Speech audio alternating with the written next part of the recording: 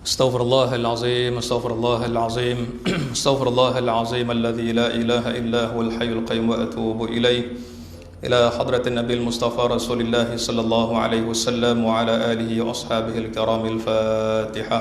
أعوذ بالله من الشيطان الرجيم. بسم الله الرحمن الرحيم. الحمد لله رب العالمين الرحمن الرحيم مالك يوم الدين إياك نعبد وإياك نستعين اهدنا الصراط المستقيم صراط الذين أنعمت عليهم غير المغضوب عليهم ولا الضالين آمين. السلام عليكم ورحمة الله وبركاته. بسم الله الرحمن الرحيم. الحمد لله رب العالمين والصلاة والسلام على رسول الله صلى الله عليه وسلم وعلى آله وأصحابه أجمعين.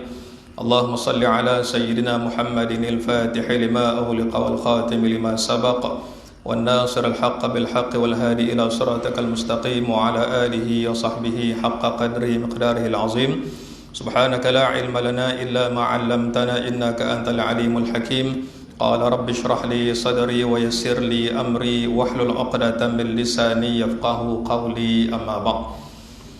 Silakan Tuan Imam, Tuan Bilal, pengurusi Tuan Kuasa Surau Nur Bestari, tuan-tuan yang dirahmati Allah Subhanahu wa taala. Alhamdulillah. Pertamanya sama-sama kita rafakkan syukur kehadrat Allah Subhanahu wa taala pada malam ni dapat sekali lagi kita hadir ke surau ini bagi kita melaksanakan solat maghrib berjamaah, serta mengambil masa untuk kita meneliti ayat-ayat dan juga kisah-kisah dalam Al-Quran, ingatan-ingatan daripada Allah Subhanahu wa taala. Mudah-mudahan dengan barakah kita tadabbur Al-Quran ini, Allah Subhanahu wa taala akan bukakan lagi pintu-pintu kebaikan bagi kita, dan di hari kiamat direzekikan kita ini untuk memperolehi syafaat dari Nabi kita Muhammad sallallahu alaihi wasallam. Allahumma amin ya rabbal alamin. Tuan-tuan dan Allah sekalian, insyaAllah pada malam ni kita akan sambung perbahasan kita daripada cerita kisah Nabi Adam alaihimussalatu wassalam, daripada sumber asal kitab bahasa Arab yang disusun oleh Dr. Salah Al-Khadidi. Kalau diterjemahkan dalam bahasa Melayu, inilah bukunya, Nabi Adam alaihissalam, cerita sahih dari langit. Jadi disusun tertib cerita ini mengikut kronologinya, bagaimana format ataupun cara Al-Quran bercerita, supaya dengan itu kita takkan ada yang kita panggil, tak ada yang miss lah, yang tertinggal, dan semuanya itu mudah-mudahan mendatangkan ibrah dan manfaat bagi kita semua insya-Allah. Tuan-tuan dan Allah sekalian, insya-Allah pada malam ni kita sambung perbahasan berkaitan dengan bagaimana sejarah Nabi Adam ni dalam Quran ada kaitan dengan cerita kemusnahan dan kebinasaan iblis laknatullah. Kita mulakan bicara pada malam ini, buku ni muka surat 121. Tajuk dia Rahsia Kebinasaan Iblis. Biasa kalau dengar tajuk rahsia-rahsia ni, rahsia kejayaan, rahsia macam mana makin menunjukkan hebat. Tapi bagaimana Al-Quran ceritakan kepada kita rahsia kebinasaan iblis. Diungkapkan kata-kata dari firman Allah Subhanahu wa taala, diterjemahkan kata-kata iblis itu, aku lebih baik daripadanya. Tuan-tuan dan Allah sekalian, bila mana Allah Subhanahu wa taala datangkan 3 cerita, kisah Nabi Adam, kisah ketaatan para malaikat untuk sujud kepada Adam setelah mana terima arahan daripada Allah.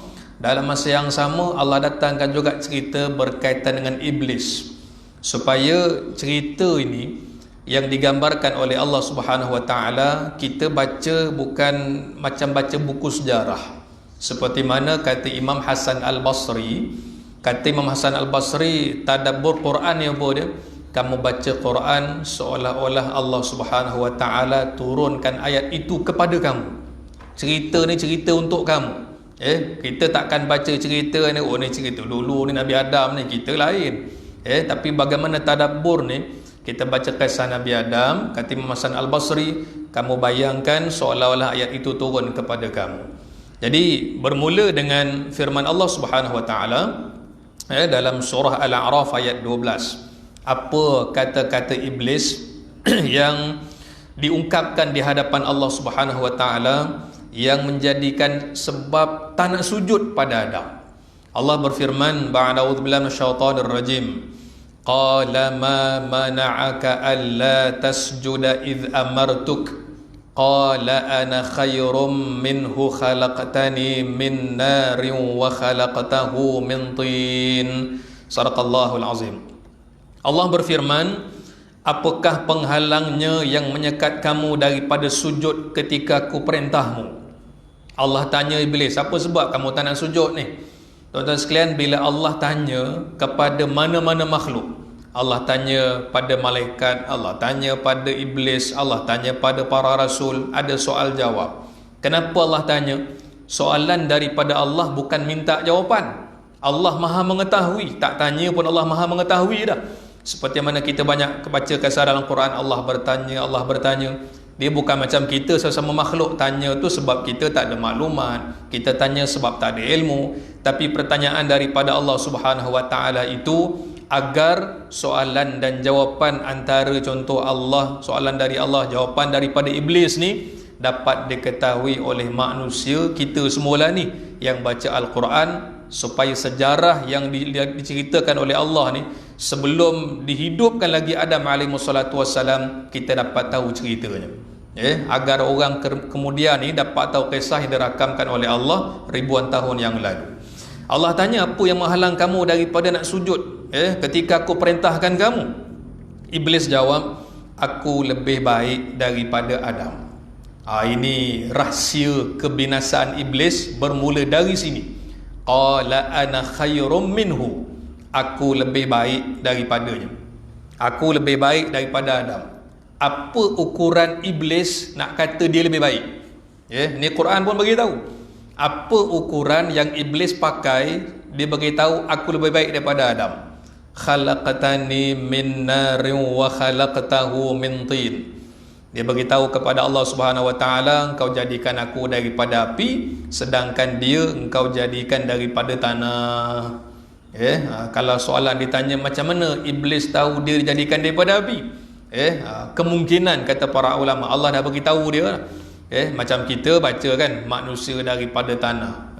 Macam mana kita tahu manusia daripada tanah? Quran beritahu begitu, hadis Nabi sallallahu alaihi wasallam pun beritahu begitu. Jadi iblis beritahu, engkau jadikan aku daripada api. Mana dia tahu? Allah Subhanahu wa taala beritahu.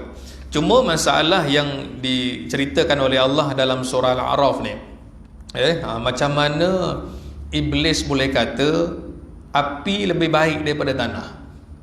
Dua objek ni, api pun makhluk Allah, tanah pun makhluk Allah. Jadi apa ukuran kita nak kata tanah lebih baik daripada api ke, api lebih baik daripada tanah ke? Apa ukurannya? Sudah tentu tak ada apa justifikasi yang iblis nak guna kata api lebih baik daripada tanah. Kita dalam hidup kita lah ni kan, untuk mengetahui sesuatu yang Allah berikan kelebihan, Allah berikan kemuliaan, A lebih mulia daripada B, B lebih mulia daripada C, apa-apalah ukuran kemuliaan ni, dia benda yang subjektif. Dan bagi perkara seperti ini, ilmu ni hanya ada pada Allah Subhanahu wa taala. Sebab itu, sebagai contoh, tradisi orang-orang Yahudi dulu, ketika kan, ketika mereka dapat kitab-kitab samawi dan sebagainya, mereka dapat kitab tapi kitab tak pakai pun, dia guna akal. Itu yang kisah orang-orang Yahudi ni, tuan-tuan sekalian, dia suka buat perbandingan.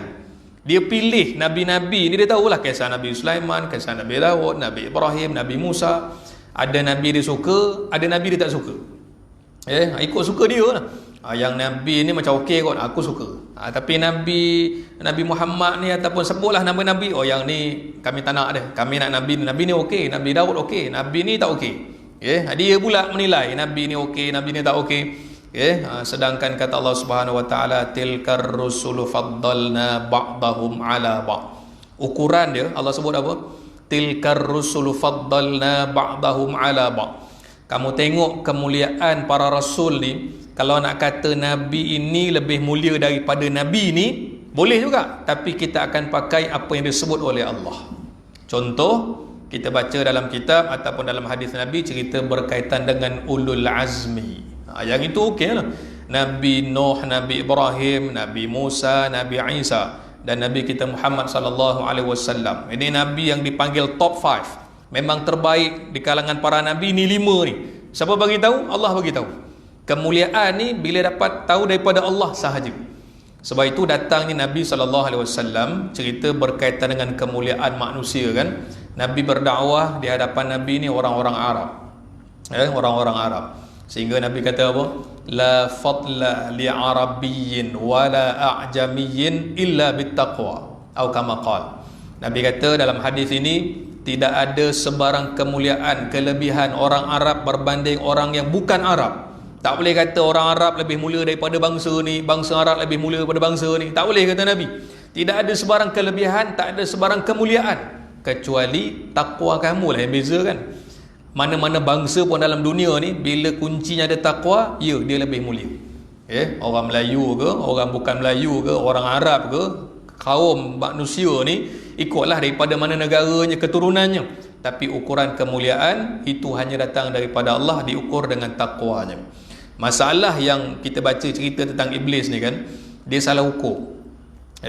Macam mana iblis boleh beritahu api lebih mulia daripada tanah.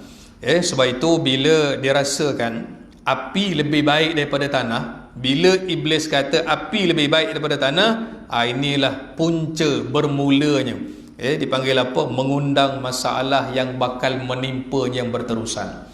Sebelum cerita dihalau daripada syurga, sebelum cerita dilaknat, sebelum cerita nanti hukuman-hukuman yang mendatang, kunci yang mula-mula sekali, kata-kata iblis di hadapan Allah, qala ana khairum minhu. Aku lebih baik daripada dia. Ukuran dia salah. Sebab tu kita dalam hidup hari ni kan, ambil ibrah daripada Quran ni, menilai sesuatu benda ni baik tak baik, betul tak betul, dia kena gunakan wahyu Allah Subhanahu Wa Taala. Betul kita ada akal, boleh bertimbang, yang ni okey, yang ni tak okey. Tapi ilmu lah yang akan suluh kita. Beritahu benda ni tak betul ni. Mana kamu tahu tak betul? Kitab kata macam tu, ilmunya kata memang benda ni salah. Jadi kita akan rasa tenang, kita akan rasa lapang.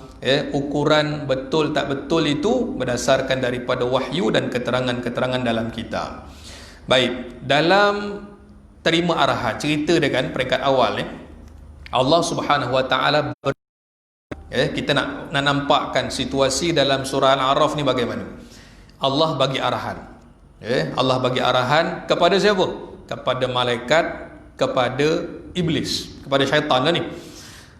Dalam keadaan Adam alaihimussalatu wassalam belum hidup lagi pun, belum bernafas, jasad dah ada, belum ada roh lagi.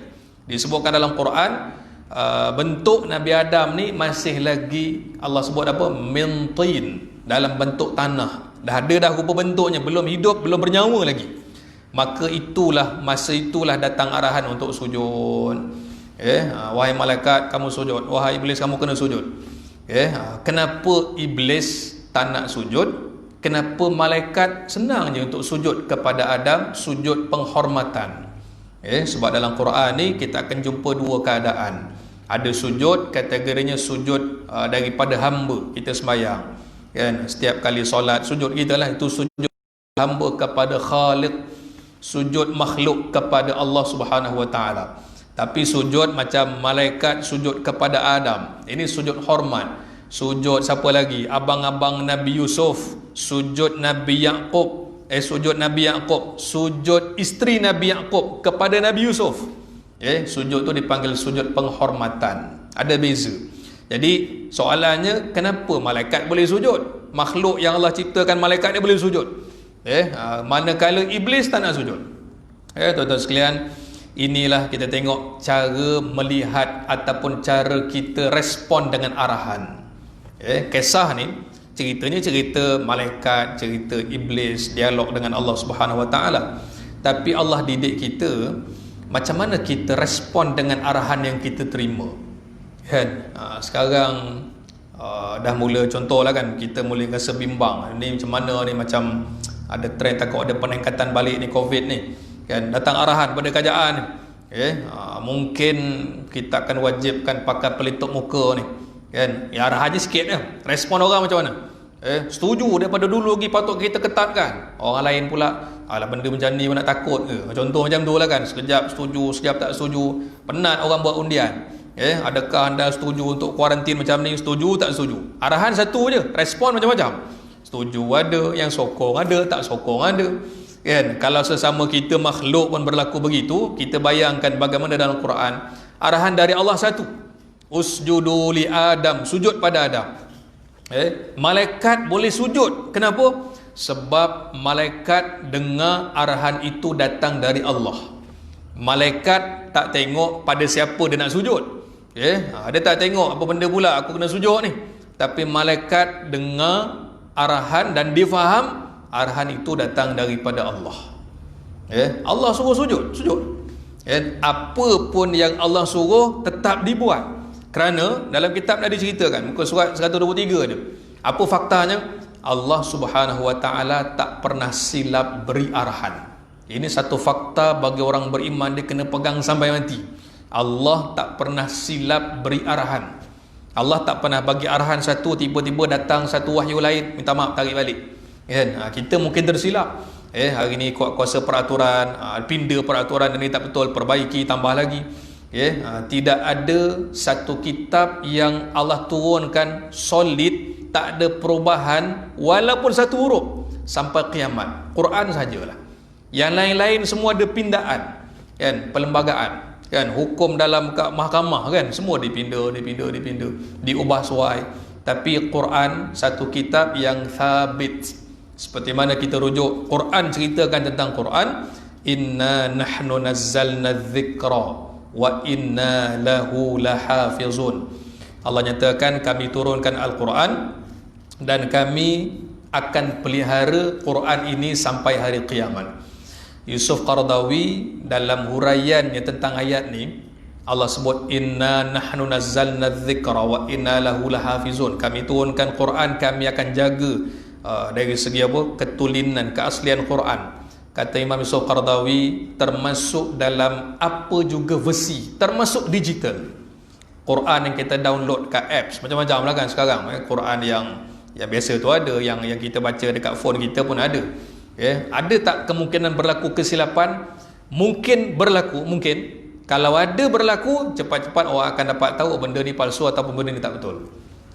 Tak adalah contoh sampai tersebar, selama ni kita baca Quran ni salah. Takkan berlaku sampai kiamat.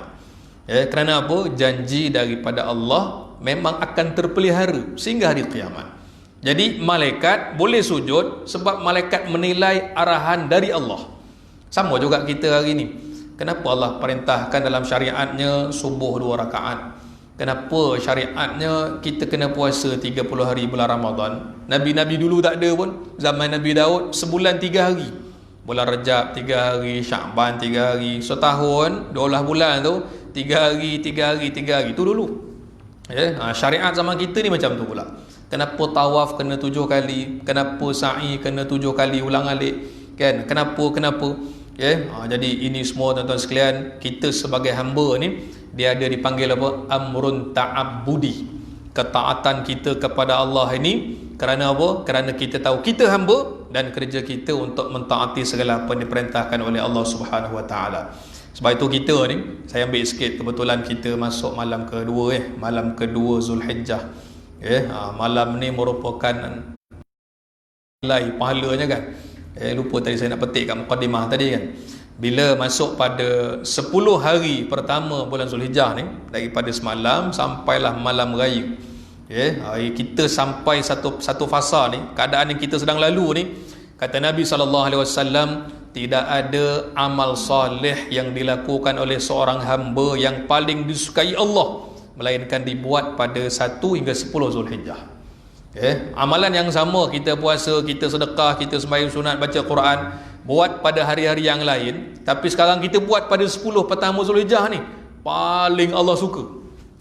Tidak ada satu amalan yang dibuat oleh seorang hamba pada 10 pertama ni, amal solehnya disukai oleh Allah dan tak ada sesuatu pun yang boleh mengatasinya. Sahabat bertanya, ya Rasulullah, termasuk jihad? Soalan sahabat. Nabi cerita amal soleh. Sahabat tanya, jihad macam mana ya Rasulullah? Jihad lebih tinggi ke ataupun amal soleh lagi tinggi? kata Nabi, termasuk jihad, amal soleh boleh menang lagi.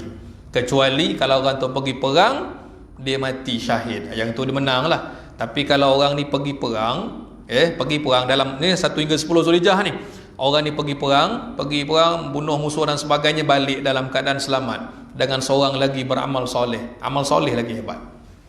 Mana nak kata kita berada pada peringkat yang sangat tinggi nilainya. Apa nak buat bila kata amal soleh, apa nak buat?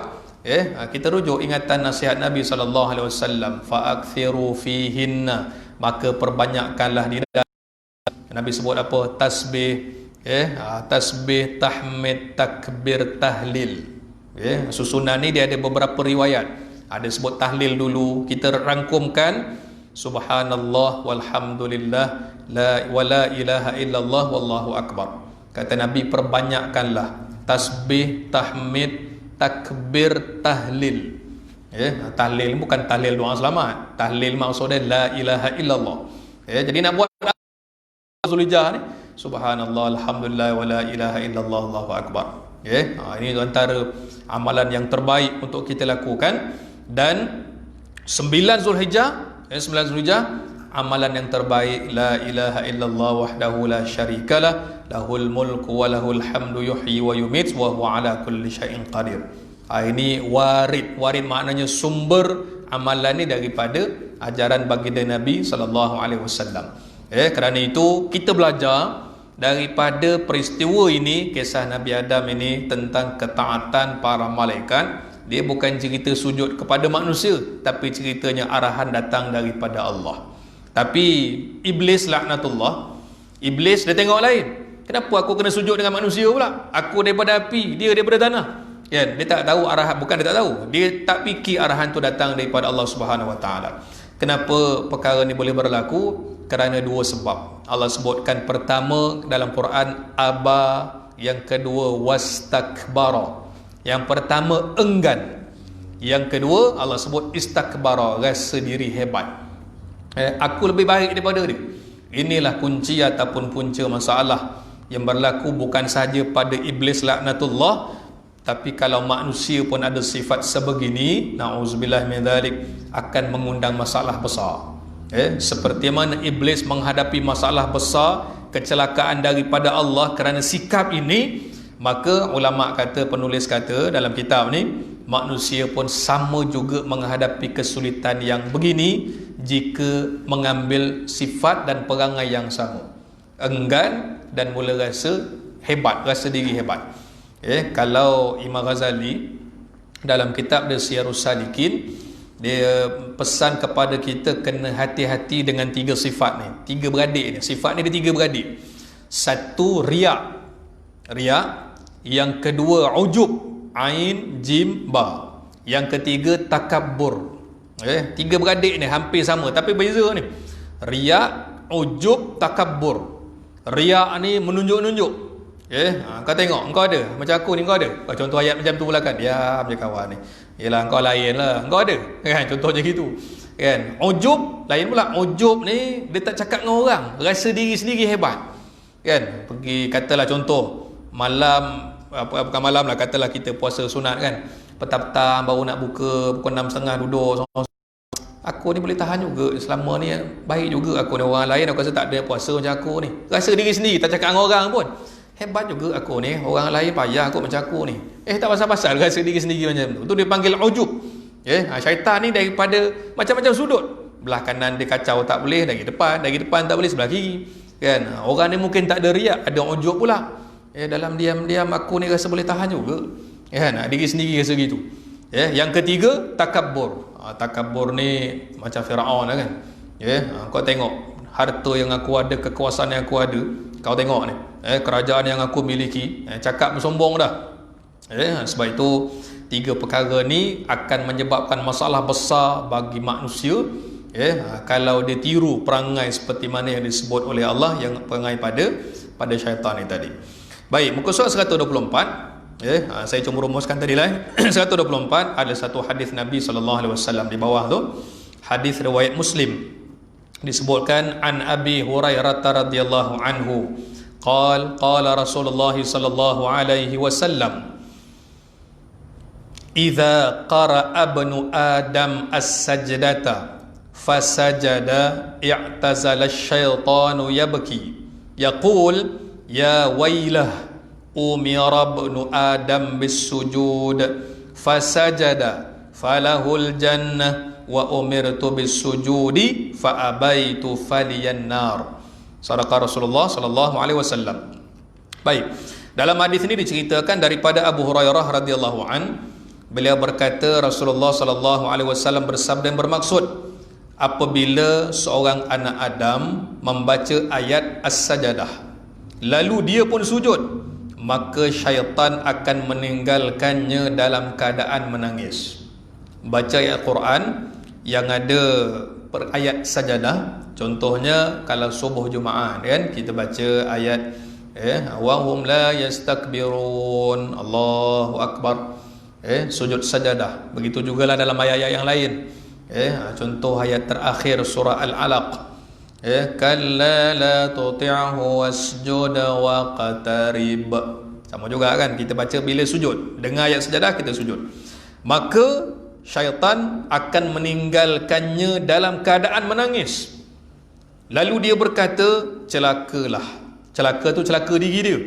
Untuk anak-anak Adam telah diperintahkan supaya sujud, lalu dia sujud, maka syurgalah baginya. Begitu juga aku telah diperintahkan untuk sujud, tapi aku enggan melaksanakannya, maka nerakalah bagiku. Baik, maknanya dia tahu tak? Dia tahu. Dia tahu arahan tu datang daripada Allah. Dia tahu Allah perintahkan sujud kepada Adam satu ketika dahulu, tapi kerana dua sifat ni lah, kerana enggan dan juga kerana rasa diri hebat, kena tanggung lah. Kamu dah buat benda perangai macam tu, kena menghadapi hari-hari berikutnya. Dan bila syaitan enggan sujud, tiba-tiba makhluk yang bernama manusia bila dengar ayat-ayat Al-Quran berkaitan dengan sujud, lalu dia sujud, malanglah, celakalah aku, contohnya lah kan. Kalau contoh dalam berkaitan dengan kisah iblis ni, kata Nabi SAW, iblis akan lalu satu hari dalam setahun yang keadaannya memang tak cukup makan, paling kurus, paling kurus iblis dalam setahun ni ketika 9 Zulhijjah yang dipanggil hari Arafah. Kebetulan cerita kita ni dalam bulan Zulhijjah, kita cerita sekali lah kan. Cerita ni berlaku masa Nabi pergi haji. Nabi pergi haji sekali. Nabi pergi umrah berapa kali? 4 kali. Nabi pergi umrah 4 kali, pergi haji sekali. Masa pergi haji, Nabi berada di Arafah. Nabi duduk, tiba-tiba Nabi senyum. Macam kenapa Nabi senyum? Jadi sahabat tengok, Nabi ni macam senyum dengan siapa ni? Jadi kata sahabat, ya Rasulullah, kenapa kau senyum ni ya Rasulullah? Jadi kata Nabi SAW, aku diperlihatkan oleh Allah Subhanahu Wa Taala, aku nampak tadi iblis ni, iblis dalam keadaan kurus, tak cukup makan, lalu dia mengambil pasir tabur atas kepala dia sepanjang-panjang hari ni 9 Zulhijjah ni, letakkan pasir atas kepala dia sambil dia berkata, celakalah aku, binasalah aku, celakalah aku, binasalah aku. Kenapa sebut macam tu? Kecewanya iblis kerana Allah Subhanahu Wa Taala mengampunkan dosa hamba-hambanya terlalu banyak pada 9 Zulhijjah ni. Kenapa dia sebut celaka? Sia-sialah usaha yang aku buat selama ni, kata iblis. Hari ni aku rosakkan orang, aku hasutkan orang jadi jahat dan sebagainya. Tiba-tiba 9 Zulhijjah Allah buka pintu taubat dan pintu keampunan seluas-luasnya. Jadi kita lihat begitu, dia akan berlawan antara ketaatan dan juga orang yang melawan Allah Subhanahu Wa Taala. Sama ada kita nak ikut cara ataupun bagaimana ketaatan para malaikat, dan na'uzubillah jangan sampai terikut ataupun termakan hasutan syaitan, laknatullah. Baik, jadi dia kecewalah. Manusia disuruh sujud, dia sujud. Aku disuruh sujud, aku tak nak sujud. Diceritakan tadi oleh Nabi SAW. Namun tuan-tuan sekalian, setelah peristiwa ni berlaku, iblis ni dalam bab yang seterusnya dalam buku ni, iblis yang direjam dan dilaknat itu akan hidup selama berjuta-juta tahun. Iblis ni umurnya sangat panjang. Bukan cerita 1000 tahun lagi, bukan puluh ribu tahun lagi, berjuta tahun. Kenapa penulis meletakkan umur iblis ni berjuta tahun? Sebab iblis laknatullah sejak daripada awal penciptaan, sebelum ada Adam lagi sampai sekarang, iblis yang itu hidup lagi sampai sekarang. Jadi kalau nak cerita pengalaman tentang manusia ni, memang istilah kita apa, dalam kocik kita kan, kalau sebut rahsia ni, iblis bukan dalam kocik lagi, dalam otak dia. Nak cerita macam mana dia boleh lalu entah berapa ratus generasi manusia daripada Adam alaihissalam sampailah hari ni, iblis yang dulu ni, yang cerita yang tak nak sujud ni, hidup lagi sampai hari ni. Dan dia takkan hidup selama-lamanya. Fakta dalam Quran, iblis takkan hidup buat selama-lamanya. Tetapi suatu hari nanti dia akan mati. Bila mati dia? Sebelum kiamat. Baik, disebutkan dalam kitab ni kan, maka kematiannya akan berlaku pada hari sebelum berlakunya kiamat. Ini bermakna iblis pasti akan mati sebelum hari kiamat. Baik, kita tengok sorotan kembali dalam Quran, bila mana Allah Subhanahu Wa Taala ceritakan peringkat awal saat mana kedegilan iblis yang tak nak sujud ni tadi, kerana enggan dan rasa diri hebat. Aku diciptakan daripada api, Adam daripada tanah. Jadi Allah buat? Terminate terus daripada syurga. Contoh, kita tengok ayat muka surat 126. Allah berfirman, qala fahbit minha fama yakunu laka an tatakabbara fiha fakhruj innaka minas saghirin. Sadaqallahul azim. Ini ayat daripada Allah, arahan daripada Allah, halau iblis daripada syurga. Allah firman, turunlah engkau daripada syurga ini kerana tidak patut engkau berlaku sombong di dalamnya. Oleh sebab itu keluarlah, sesungguhnya engkau daripada golongan yang hina. Allah menggunakan kalimah innaka minas saghirin. Saghirin makna dia apa? Berada dalam martabat atau kedudukan paling bawah, paling hina, paling keji. Oleh kerana makhluk yang paling hina, paling keji, maka tempat makhluk seperti ini, dia akan berada di tempat yang paling bawah. Paling bawah dalam neraka. Jurang neraka ni kan berapa puluh tahun. Orang yang dihumban dalam neraka, ada yang 70 tahun dihumban baru sampai bawah. Ada yang 700 tahun dihumban. Dihumban, mana-mana makhluk lah, dihumban dalam neraka 700 tahun baru sampai bawah. Kita bayangkan dalamnya neraka macam tu. Kita bayangkan berapa puluh tingkat bangunan. Orang 100 tingkat pun berapa saat dia turun ke bawah ke bumi ni kan, berapa ratus meter tu. Tapi kalau sampai 70 tahun dihumban dekat satu kawah, satu lubang ni, 70 tahun baru sampai bawah dalamnya. Seperti mana luasnya syurga Allah, maka seperti itu luas jugalah tempat balasan neraka disediakan kepada makhluk-makhluk yang ingkar. Seperti mana kata Allah Subhanahu Wa Taala, surah muka surat 126 lagi, surah Al-Qasas ayat 83. Tilkad darul akhiratu naj'aluha lilladzina la yuriduna 'uluwan fil ard wala fasada wal 'aqibatu lil muttaqin. Maksudnya negeri akhirat yang telah diterangkan nikmatnya itu kami sediakan bagi orang yang tidak bertujuan untuk dapat pengaruh atau kelebihan di muka bumi dan tidak ingat hendak melakukan kerosakan, dan kesudahan yang baik adalah bagi orang-orang yang bertakwa. Hari akhirat ni Allah bagi pada siapa? Orang yang tak pernah impikan untuk apa kita panggil berada dalam keadaan yang serba mewah dan pentingkan dunia semata-mata. Sayyidina Ali pernah sebut apa? Kita ni makna dia orang beriman lah. Kita ni Allah jadikan hidup dekat dunia, tapi kita ni sebenarnya warga akhirat. Kita biasa sebut warga negara Malaysia kan. Warga negara ni kita, hak kita dulu sini lah. Tapi kalau sebut warga akhirat, kampung kita kat sana, kampung kita di sana.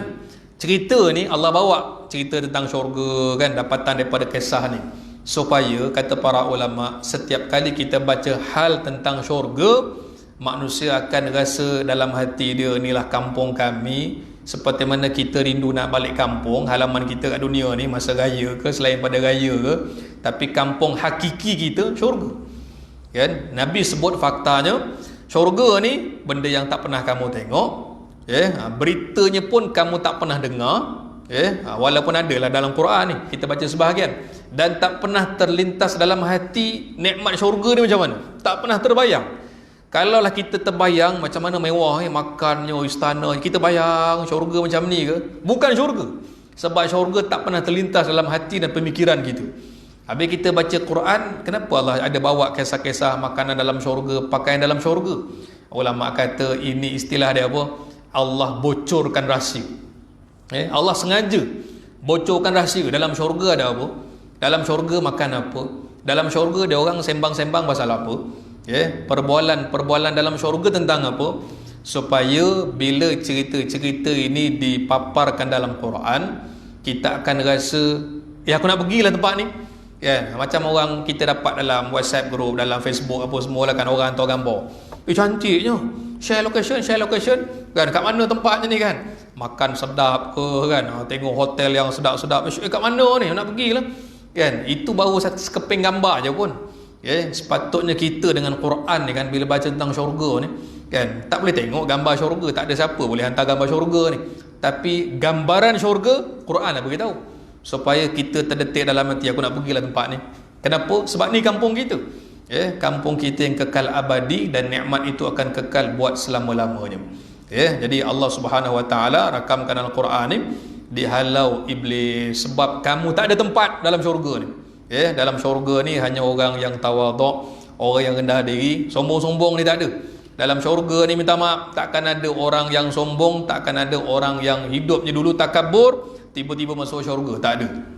Sebab itu Allah Subhanahu Wa Taala meletakkan bagaimana nikmat asal yang diberikan kepada iblis ni, kamu boleh hidup dan sebagainya kan. Dulu dah diberikan daripada mula hidup. Tiba-tiba dengan nikmat yang Allah beri kepada makhluk bernama iblis ni, bila diberhentikan dengan kamu enggan sujud, maka asalnya kamu dapat nikmat, tiba-tiba kamu dilaknat. Berapa tempoh hidupnya iblis sebelum Adam dicipta? Kalau soalan itu ditanya, wallahu alam. Penulis pun kata macam tu. Berapa tempoh iblis hidup sebelum adanya Adam? Yang itu wallahu alam, dalam Quran pun tak ada cerita berapa puluh ribu tahun, sejuta tahun ke, wallahu alam. Cuma bila adanya Adam, iblis dah ada lah sekian lama. Berapa tempohnya kita tak ada maklumat. Itu kita serah ilmunya kepada Allah Subhanahu Wa Taala. Jadi kita bayangkan, ada hidup dalam keadaan nikmat punyalah banyak, umurnya panjang, tapi kerana enggan, kerana rasa diri hebat, akhirnya jadi makhluk yang terkutuk, jadi makhluk yang dilaknat oleh Allah. Kita tengok contoh manusia pula. Bagaimana Allah bagi nikmat banyak, tiba-tiba kamu ingkar, kamu sombong, akhirnya dicelakakan oleh Allah. Siapa contohnya? Abu Lahab. Kalimah dalam Quran, Allah berfirman, tabbat syada abi lahabin wa tab. Quran ni kalau kita baca, cuba kita perhati. Tabbat, surah ni bermula dengan tabbat, celakalah. Ayat pertama Allah mulakan dengan perkataan celaka dan ditutup dengan watab sekali lagi. Ni maknanya nama Abu Lahab tengah-tengah, sebelumnya celaka, selepasnya pun celaka atau binasalah. Kalau kita buat ayat macam ni, celakalah kedua belah tangan Abu Lahab dan celakalah. Memang celaka sungguh lah kan. Biasa sebut celaka ni, memang celaka sungguh dia ni lah kan. Tapi ayat Quran, binasalah, celakalah kedua belah tangan Abu Lahab dan binasalah. Makna dia apa? Memang betul-betul celaka. Yang sebut celaka ni bukan manusia, tapi kebinasaan, ungkapan itu datang daripada Allah. Kamu hidup dah penuh dengan nikmat, anak saudara kamu jadi nabi, kamu tengok sendiri wajah Nabi SAW, kamu tengok sendiri macam mana mukjizat yang Allah beri kepada Rasulullah SAW. Orang lain boleh terbuka hati nak terima Islam, nak terima dakwah Nabi, tiba-tiba kamu jadi orang yang busuk hati dengan anak saudara kamu sendiri. Akhirnya nikmat yang banyak keliling Abu Lahab ni tak digunakan dengan baik, akhirnya terus menerima ucapan celaka daripada Allah. Sehingga kan hari ni kalau kita baca tabbat syada abi lahabin wa tab, kaya mana pun Abu Lahab ni, dia, isteri dia, kamu dapat celaka daripada Allah, dan esok dalam neraka pun kamu akan dihumban dan ada azab khas untuk kamu. Jadi manusia bila tak dapat gunakan nikmat, dibimbangi sampai ke tahap itu. Na'udzubillah. Sebab itu sikit kaitan kan, kita baca dalam ayat Quran, la in syakartum la azidannakum wa la in kafartum inna azabi lasyadid. Allah nyatakan, jika kamu syukur aku tambah, tapi jika kamu kufur, Allah tak sebut, aku tolak. Kan ayat Quran tak macam tu. Jika kamu syukur, aku pasti akan tambah. La in syakartum la azidannakum, confirm aku akan tambah. Allah bagi jaminan. Tapi kalau kamu kufur, ingat, sesungguhnya azabku amat pedih. Allah tak sebut, kalau kamu kufur aku tolak, kalau syukur aku tambah. Tak. Apa maksud azab yang pedih? Kata Said Qutb rahimahullah dalam Fi Zilalil Quran, kalau kufur Allah bagi nikmat tapi tak nak syukur, azab ni ada 4 kategori. Satu, ada orang yang hidup dekat dunia dapat nikmat tapi tak rasa nikmat. Orang nampak, baguslah ada ni, ya Allah rezeki dia banyaknya, tuan punya badan tak rasa nikmat, azab. Yang kedua, orang dapat nikmat, biasanya kalau ada iman makin dekat dengan Allah. Tapi orang ni dapat nikmat tapi hidupnya makin jauh daripada Allah. Orang lain dapat nikmat makin dekat dengan Allah, tapi ada orang dengan nikmat makin banyak makin jauh daripada Allah, azab. Yang ketiga, ada orang yang dikurniakan nikmat, patutnya tambahkan lagi gudang pahala dia, tapi dengan nikmat yang diperolehi makin bertambah musibah dekat dunia. Mungkin kerana bakhil dia, mungkin kerana enggan keluarkan zakat, makin teruk. Dulu macam hebat aja orang ni, tapi sekali timpa masalah, Masya Allah kan, kerana kekufurannya Allah balas. 3. Yang keempat, maksud azab tu merujuk kepada neraka Allah. Jadi kerana apa? Kerana hidup enggan bersyukur dan berterima kasih kepada Allah, akhirnya kamu terus mendapat satu perkara yang dimurkai oleh Allah Subhanahu Wa Taala. Sebab itu bila syaitan ataupun iblis enggan sujud, sampai hari ini dia dilaknat, dia dikutuk. Kalimah dia apa? A'udzubillahi minasyaitonir rajim. Kita minta dengan Allah, aku mohon perlindungan dengan Allah daripada syaitan yang direjam. Rajimun, rajim makna yang direjam. Kenapa? Siapa yang rejam? Allah Subhanahu Wa Taala merejam iblis ni. Dilaknat, maksudnya dilaknat, dikutuk. Ada kisah-kisah dia lah kan, nanti kita akan cerita bagaimana rejaman daripada Allah. Sama ke macam kita, contoh kita rejam batu pada seseorang, tapi bagaimana kita baca Al-Quran, aku mohon perlindungan dengan Allah daripada syaitan yang direjam. Dah dikutuk, dihina, dan kata Allah, laknatku kepadamu berterusan sampai kiamat. Tak mungkin ada iblis yang tiba-tiba jadi baik, mustahil sampai kiamat. Kategori mereka ni keseluruhannya akan terima azab. Pengikut-pengikutnya pun sekali akan terimalah kesan balasan tersebut yang dijanjikan oleh Allah Subhanahu Wa Taala. Jadi hadirin sekalian, kita berhenti sampai sini dulu perkongsian berkaitan dengan kisah berkaitan dengan penciptaan Adam, makhluk dan sebagainya. InsyaAllah nanti kita akan sambung. Dalam keadaan dah dilaknat, dah dikutuk, masih lagi ada permintaan dengan Allah. Dah dihalau, dah dihina, ada lagi minta ni, merayu kepada Allah. Bagaimana jawapan daripada Allah dengan permintaan tersebut? InsyaAllah nanti kita akan bincangkan pertemuan akan datang. Wallahu a'lam bissawab. Aqulu qawli hadza, astaghfirullahal azim li wa lakum. Assalamualaikum warahmatullahi wabarakatuh. Bismillahirrahmanirrahim. Alhamdulillahirabbil alamin, wassalatu wassalamu ala asyrafil anbiya wal mursalin wa ala alihi wa ashabihi ajma'in. Allahumma 'allimna ma yanfa'una wa anfa'na bima 'allamtana. Ya Allah, Tuhan kami, ajarkan kepada kami ilmu yang bermanfaat, berikan manfaat pada ilmu telah Kau ajarkan kepada kami. Sallallahu ala sayyidina Muhammad wa ala alihi wa sahbihi wasallam. Walhamdulillahirabbil alamin. Taqabbalallahu minkum.